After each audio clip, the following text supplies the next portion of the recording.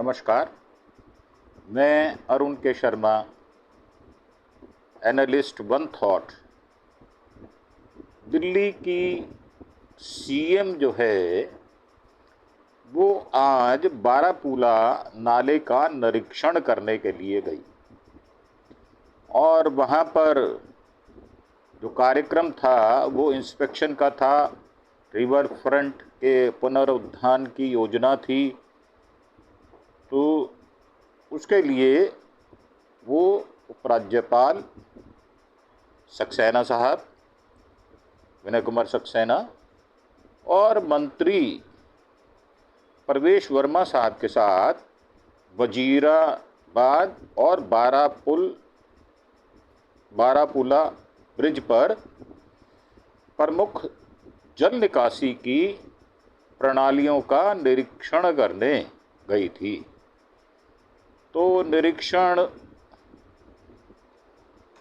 जो है, जो यमुना नदी पर सफाई अभियान का भी एक हिस्सा था, वहाँ भी जाना था उनको, जिसमें नदी की रक्षा और पुनरुद्धार के लिए प्रादेशिक सेना को तैनात करना शामिल था। ये प्रादेशिक सेना कौन सी है वो अभी नहीं पता, जिसका उद्देश्य स्वच्छ और अतिक्रमण मुक्त जल मार्ग बनाना था।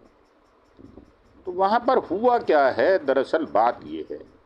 तो दिल्ली के राज्यपाल मुख्यमंत्री ने सफाई अभियान के बीच वजीराबाद नाले का निरीक्षण भी किया और लोग जो है हाथों में बाल्टियाँ, उनके आने से कुछ समय पहले, 5-10 मिनट पहले, लोग हाथों में बाल्टियाँ और बर्तन लेकर कुछ मिनट पहले पीडब्ल्यूडी मंत्री हैं प्रवेश वर्मा साहब, तो लेकर घुटनों तक गहरे नाले, जो काला कीचड़ वाला पानी था, उसमें उतर गए और नाले की सफाई करने लगे, बिना किसी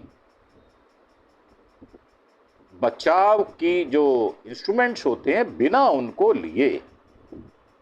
और उनकी कुछ 5-7 लोग हैं जो हाथों से भी कूड़ा उठा रहे हैं, गाद उठा रहे हैं, और मुख्यमंत्री महोदय जो हैं वो पीछे से वो भी नज़र आ रही है। तो ये कार्यक्रम उन्होंने किया, परंतु ये पूरा का पूरा जो ड्रामा रचा गया वो एक हास्यास्पद दृश्य का निर्माण कर रहा था।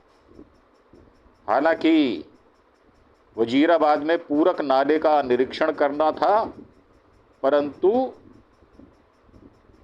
दिल्ली की सत्ता 26 वर्ष बाद हाथ में आई है। 15 साल शीला दीक्षित की सरकार रही, 10 साल आम आदमी पार्टी की सरकार रही, बीच में 13 से 15 तक जो है 49 डेज की सरकार रही। तो मौका जो था वो बहुत सेंसिटिव था और दिल्ली की जनता को एक संदेश देना है कि रेखा सीएम जो हैं वो कामकाजी महिला हैं, काम करना जानती हैं, काम करवाना जानती हैं। और वैसे भी हमने उनके दिल्ली नगर निगम में पोडियम को तोड़ते हुए, माइक को मेज पर पटकते हुए देखा है। तो जैसी उनकी छवि है उसके अनुसार वो जोश खरोश से लगी हुई हैं। ये नया नया बुखार चढ़ा है सीएम साहबा को, तो निजामुद्दीन ब्रिज के पास भी जाना था उनको जल निकासी का निरीक्षण करने। तो बात उल्लेखनीय ये है कि 70 में से जब 48 सीटें ऐतिहासिक बहुमत लेकर और यमुना नदी की सफाई की जो प्रक्रिया शुरू की गई थी, वो तो 16 फरवरी को नदी से कचरा हटाने वाली मशीन, खरपतवार हटाने वाली मशीनें लगी हुई थी, जिसमें ड्रेज यूटिलिटी वाहन तैनात किया गया था। और वहाँ पर मनजिंदर सिंह सिरसा साहब भी बयान देते हुए कई बार नजर आए हैं। कई बार उन्होंने कहा है कि हमारा जिम्मा है, ये हम करेंगे, क्योंकि ये लोग अच्छी राजनीति करना जानते हैं। मतलब ये सत्ता की नहीं, ये विरोधी पक्ष की राजनीति करना जानते हैं, इसलिए ये ऑफेंसिव रहते हैं, आक्रामक रहते हैं ये।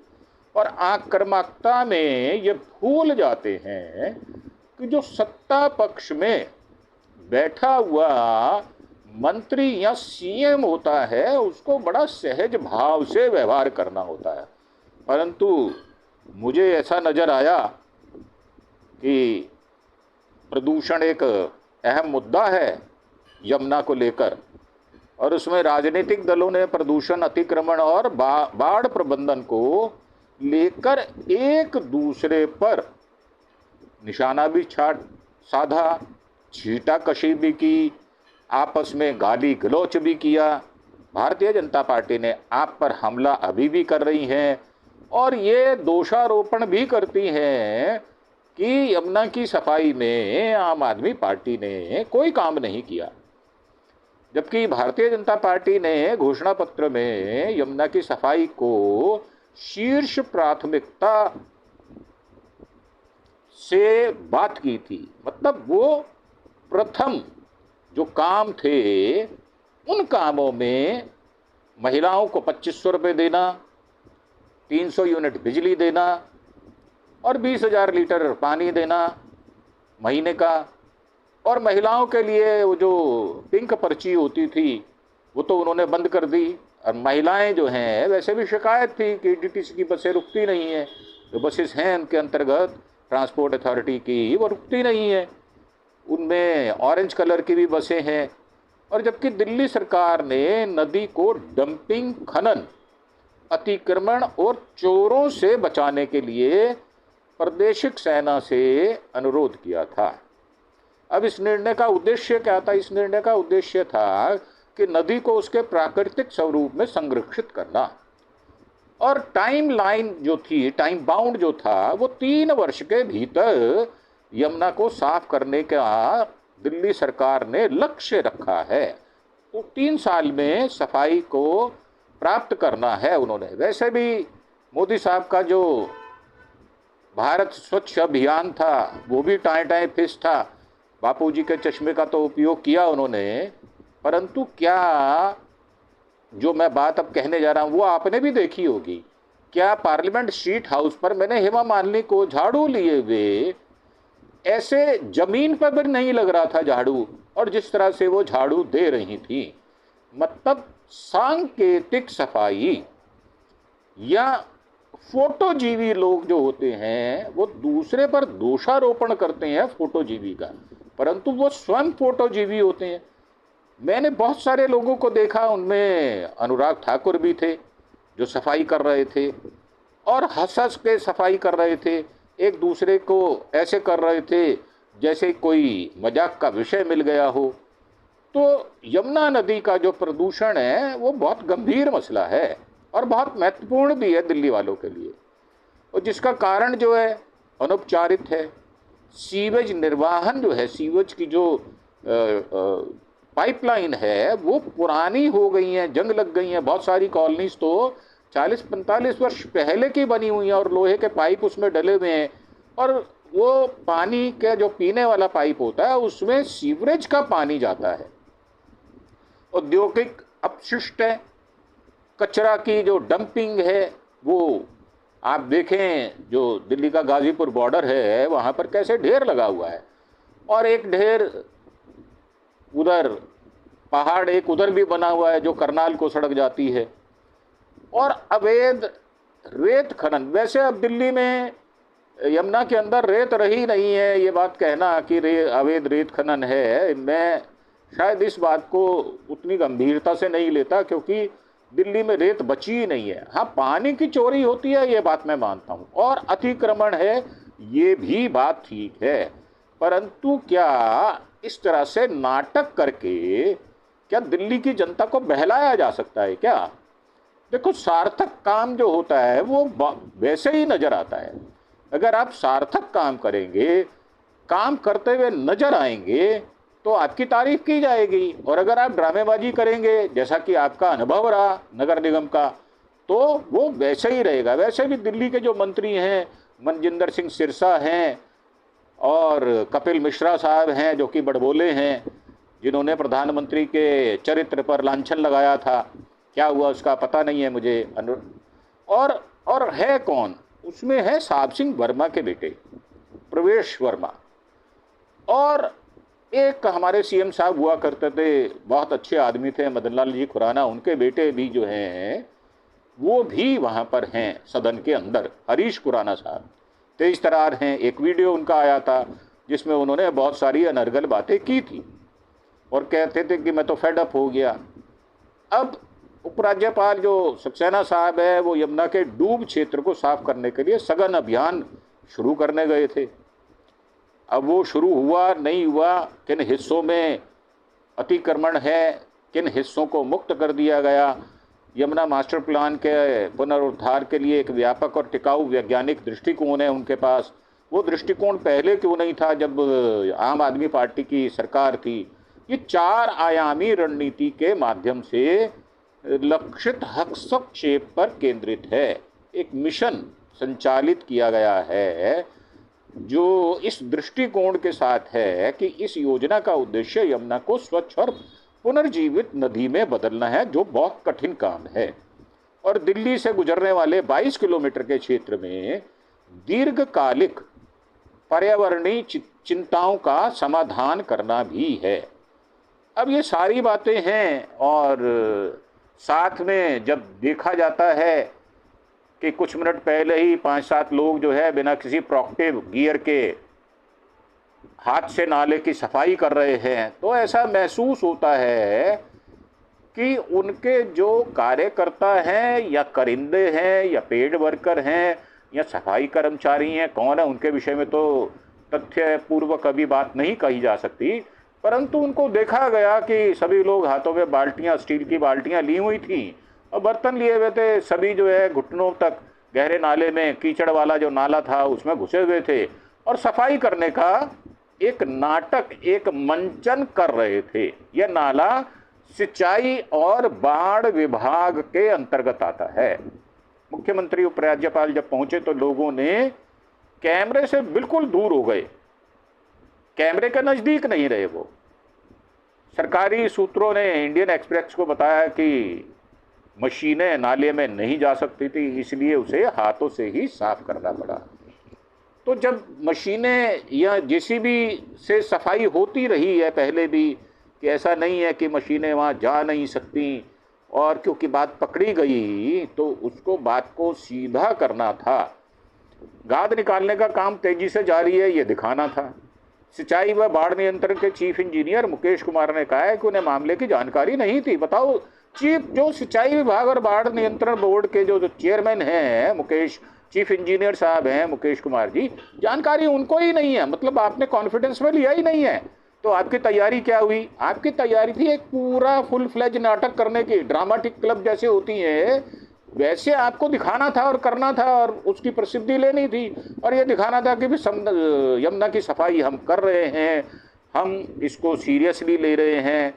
वैसे पिछले कई वर्षों में जब बीजेपी का कॉरपोरेशन में राज रहा तो मैंने नालों से गाद निकलती हुई कभी नहीं देखी।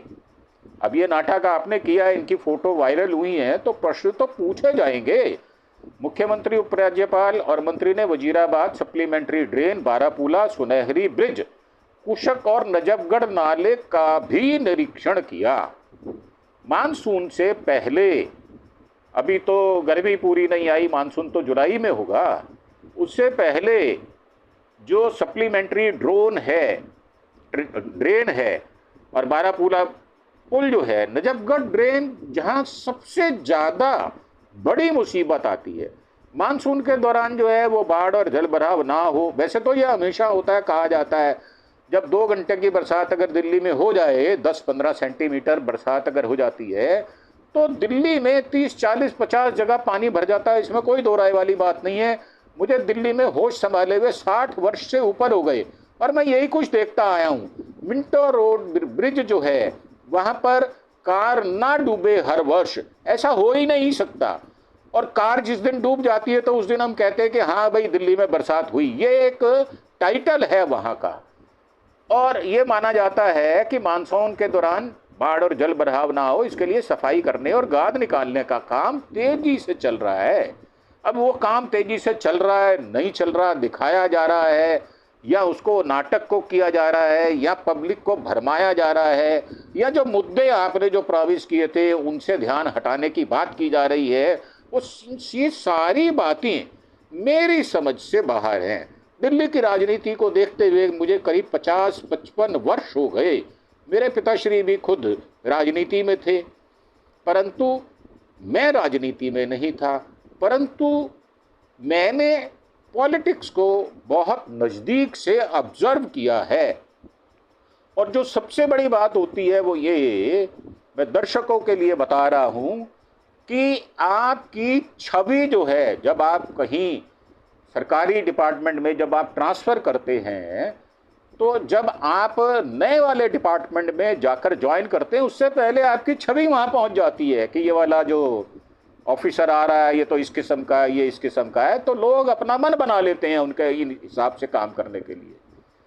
तो छवि, रेखा जी की जो छवि है वो कॉरपोरेशन में एज ए कॉरपोरेटर की तरह जो उन्होंने वहाँ पर अपनी दबंगाई दिखाई, हाउस के अंदर माइक तोड़े, पोडियम तोड़े और धक्का मुक्की की उन्होंने, महिला होते हुए भी ये सब की। अरविंद केजरीवाल को कहा कि तुम्हें कोक के अंदर घुसेड़ दिया जाएगा, और जाने क्या क्या कहा उन्होंने।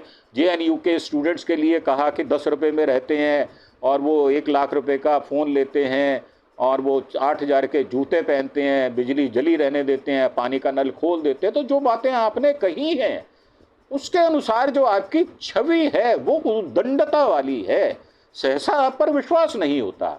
तो इसलिए मेरा मानना ये है कि अगर आप इस प्रकार के नाटक करेंगे तो दिल्ली वालों का आपके ऊपर से विश्वास उठ जाएगा, और आने वाले जो चुनाव हैं जो 5 वर्ष बाद होंगे उसमें आपको सफलता नहीं मिलेगी। हो सकता है कि बीजेपी का जो 93 और 98 के बीच का रिकॉर्ड रहा उसमें 3 मुख्यमंत्री बदले गए, और जो प्रोजेक्ट किए गए वो खुद अपना चुनाव नहीं जीत पाए 98 में।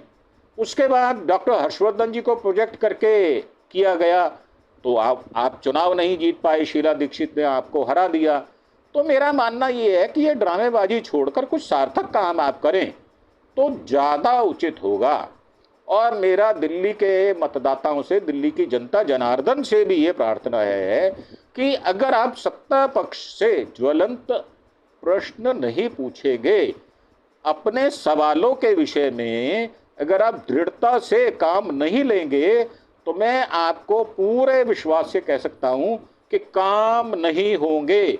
जैसे बीजेपी की टर्काइलॉजी का जो बिजनेस है वो बहुत शानदार है। हमारे यहाँ एक मजाक में कहा जाता है कि बीजेपी फुटास की गोलियां बेचती है और वो भी फ्री में देती है। पहले वो बोल देती है, प्रधानमंत्री बोलते हैं कि 8 मार्च को आपके अकाउंट में 2500 रुपये महिलाओं, बेटियों, माओ चला जाएगा, आपका ये बेटा आपके अकाउंट में 2500 रुपये डाल देगा। तो 8 मार्च गए हुए तो आज मुझे लगता है 40 दिन होने वाले हैं। कब पैसा आया, अभी लिस्टें नहीं बनी, उसका अभी रोड मैप नहीं बना, फॉर्म भरे नहीं गए। तो मेरा मानना ये है कि आप कुछ कंक्रीट काम करो, कुछ सॉलिड काम करो, जिससे कि दिल्ली की जनता को ये लगे और सरकार काम करती हुई नजर आए, ऐसा मेरी समझ कहती है।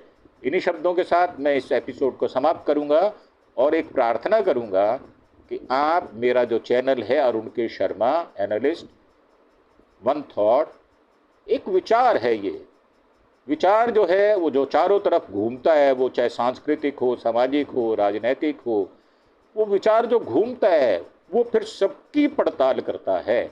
और हमारा काम है कि सत्ता पक्ष से प्रश्न करना, सत्ता पक्ष के सामने प्रश्न खड़े करना, और जो विरोधी पक्ष है उसको उसकी गलतियां बताना कि वो किस वजह से सत्ता से बाहर हुई। तो इन्हीं शब्दों के साथ मैं आपसे आज्ञा चाहूँगा। नमस्कार, थैंक यू, जय हिंद, जय भारत।